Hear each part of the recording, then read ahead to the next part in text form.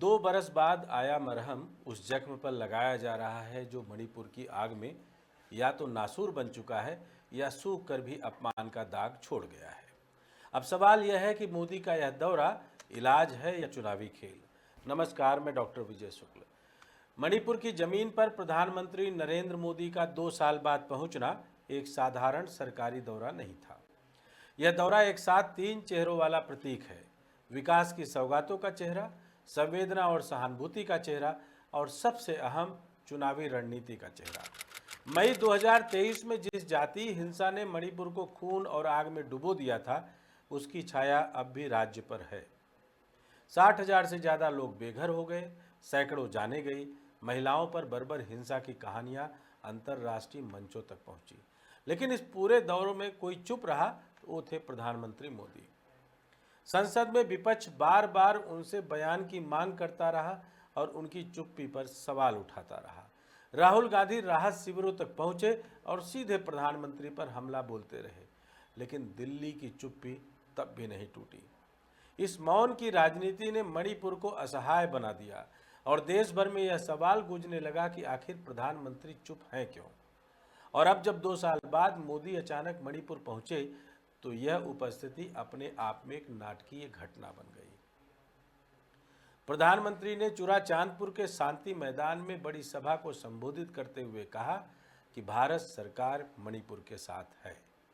उन्होंने भारी बारिश के बावजूद सभा में आए लोगों के जज्बे को सलाम किया, विस्थापित परिवारों से मुलाकात की और आश्वासन दिया कि राज्य में शांति बहाल होगी।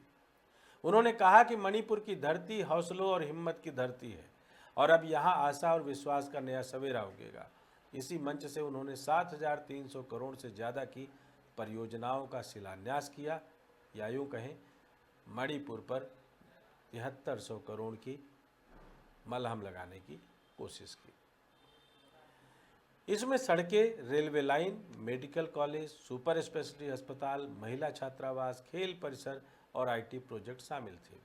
यह सूची इतनी लंबी और चमकदार थी कि सुनने वालों को लगा मानो मणिपुर रातों रात विकास का चमकता केंद्र बन जाएगा। लेकिन असली सवाल यह है कि यह सब 2 साल देर से आया क्यों। मई 2023 में हिंसा भड़की थी।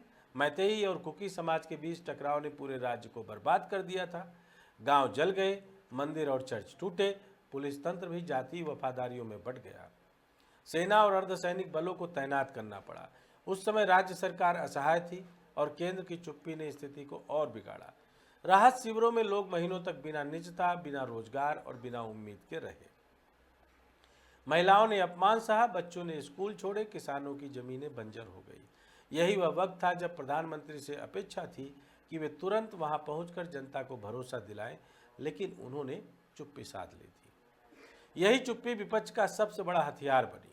संसद में कांग्रेस, वामपंथी दल और क्षेत्रीय दल लगातार मणिपुर का मुद्दा उठाते रहे। राहुल गांधी ने राहत शिविरों का दौरा किया और कहा कि प्रधानमंत्री को भी यहां आना चाहिए। ममता बनर्जी ने इसे केंद्र की असंवेदनशीलता कहा। नीतीश कुमार और लालू प्रसाद यादव ने भी इसे बिहार में मंच से उठाया।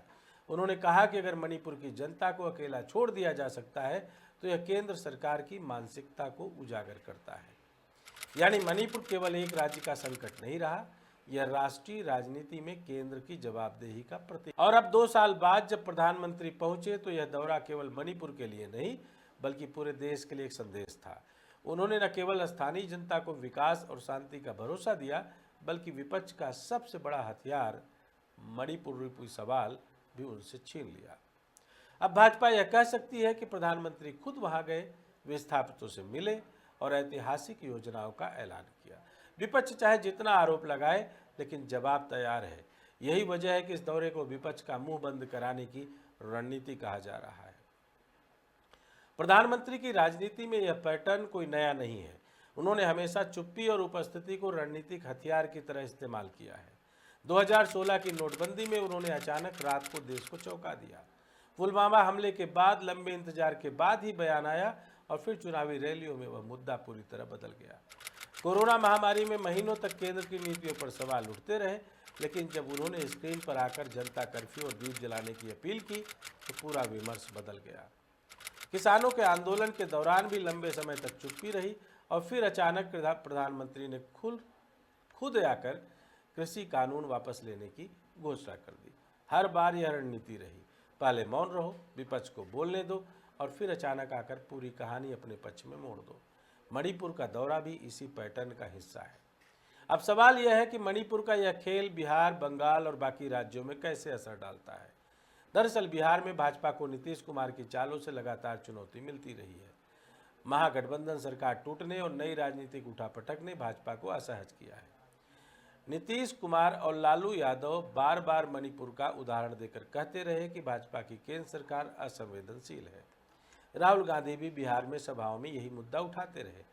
अब भाजपा जब खुद नीतीश कुमार के साथ सत्ता में शामिल है और नीतीश कुमार न सिर्फ राज्य में उनके साथ है बल्कि केंद्र में भी उनके सहयोगी के रूप में है, तब यह पूरा का पूरा मणिपुर का जो माहौल है यह अब नीतीश कुमार के पुराने बातों को भी यहाँ चुप कराने के लिए काफ़ी था। अब भाजपा यह कह सकती है कि प्रधानमंत्री खुद मणिपुर गए और जनता को भरोसा दिलाया, यानी बिहार में विपक्ष की यह लाइन कमज़ोर पड़ जाएगी। कुल मिलाकर कांग्रेस और तेजस्वी यादव की पूरी अपनी जो रणनीति है, अब एक प्रश्न से और उनके तर्कस के प्रश्नों वाले तर्कस के हिस्से से एक प्रश्न और निकल जाएगा। बंगाल में ममता बनर्जी लगातार भाजपा को बाहरी और असंवेदनशील कहकर जनता के बीच नैरेटिव बनाती रही हैं। उन्होंने बार बार कहा कि मणिपुर की आग भाजपा की नीतियों का नतीजा है, लेकिन अब मणिपुर का दौरा करके मोदी ने यह अवसर उनसे छीन लिया है। वे बंगाल की सभाओं में कह सकते हैं कि जब मणिपुर जैसे छोटे राज्य में जाकर मैंने शांति और विकास का संदेश दिया तो बंगाल को भी उतनी ही प्राथमिकता मिलेगी। यह संदेश भाजपा के लिए बंगाल में नए सिरे से पांव जमाने का प्रयास हो सकता है। पूर्वोत्तर का राजनीतिक महत्व संख्यात्मक रूप से सीमित है, लेकिन प्रतीकात्मक रूप से बहुत बड़ा है। भाजपा हमेशा कहती रही है कि कांग्रेस ने पूर्वोत्तर की उपेक्षा की। अब अगर मणिपुर में योजनाएं लागू होती हैं और शांति लौटती है तो भाजपा कहेगी कि हमने वहां जाकर सब संभाला, जबकि कांग्रेस केवल बयान देती रही। यही संदेश बिहार, बंगाल, उड़ीसा और यहाँ तक कि दक्षिण भारत तक पहुँचाना ही भाजपा की असली रणनीति है। लेकिन इस रणनीति में खतरा भी है। अगर मणिपुर में शांति बहाल नहीं हुई, विस्थापित अपने घर नहीं लौटे और विकास परियोजनाएं केवल कागजों पर रह गई, तो यह दौरा भाजपा की नाकामी का प्रतीक बन जाएगा। विपक्ष फिर कहेगा कि प्रधानमंत्री केवल फोटो खिंचवाने गए थे, असल काम नहीं किया। मणिपुर के घाव इतने गहरे हैं कि उन्हें केवल घोषणाओं और भाषणों से नहीं भरा जा सकता। जनता को घर चाहिए, सुरक्षा चाहिए, न्याय चाहिए। अगर यह सब नहीं मिला तो यह दौरा उल्टा भाजपा के खिलाफ सबूत बन जाएगा। यही वजह है कि यह दौरा जितना राजनीतिक था उतना ही जोखिम भरा भी। मोदी ने मणिपुर में करोड़ों का मरहम लगाया, लेकिन यह मरहम तभी असर करेगा जब घाव भरेंगे। अगर घाव वैसे ही खुले रहे तो यह मरहम राजनीति का सबसे बड़ा हथियार विपक्ष के हाथ में चला जाएगा। मणिपुर का यह दौरा भारतीय राजनीति के लिए केस स्टडी है। यह दिखाता है कि किस तरह एक राज्य की त्रासदी राष्ट्रीय राजनीति का नैरेटिव बदल सकती है। यह भी दिखाता है कि कैसे चुप्पी और उपस्थिति का खेल खेलकर विपक्ष का सबसे बड़ा हथियार छीना जा सकता है। लेकिन यह भी उतना ही सच है कि जनता अब केवल घोषणाओं से संतुष्ट नहीं होती। बिहार, बंगाल और बाकी राज्यों के मतदाता भी अब यह देखेंगे कि मणिपुर में वास्तव में क्या बदला। अगर बदलाव दिखा तो भाजपा को फायदा होगा, अगर नहीं दिखा तो यह दौरा 2 साल देर से आया मरहम के तौर पर दर्ज होगा और विपक्ष इसे चुनावी हथियार बनाएगा। इसलिए कह सकते हैं कि मणिपुर से मोदी ने केवल शांति और विकास का संदेश नहीं दिया, बल्कि बिहार और बंगाल में विपक्ष का मुंह बंद करने का खेल भी खेला। यह खेल कितना सफल होगा, इसका फैसला आने वाले चुनाव करेंगे। मणिपुर की कहानी आज सिर्फ एक राज्य की त्रासदी नहीं है, यह भारतीय राजनीति की परीक्षा पट्टिका बन चुकी है। 2 साल की चुप्पी, फिर अचानक दौरा और करोड़ों की घोषणाएं, यह सब मोदी की रणनीति का हिस्सा हो सकता है। लेकिन जनता का दर्द किसी राजनीति से बड़ा है। विस्थापित परिवारों के आंसू, राहत शिविरों की बदबू और जले हुए घरों की राख यह याद दिलाती है कि राजनीति चाहे जितना खेल खेले, इंसानी घाव समय और संवेदनशीलता से ही भरते हैं। अगर यह दौरा मणिपुर की तकदीर सचमुच बदल दे तो इतिहास मोदी को याद करेगा कि उन्होंने देर से ही सही लेकिन घाव भरे। और अगर यह सब केवल चुनावी मंचों की गूंज बनकर रह गया तो वही इतिहास उन्हें याद करेगा कि उन्होंने राजनीति का मरहम लगाया और दर्द को और गहरा कर दिया। अगर आपको लगता है कि प्रधानमंत्री मोदी ने आज वाकई 2 साल बाद मरहम लगाया और उनका राजनीतिक कोई मतलब नहीं है तो भी आप लिखिए।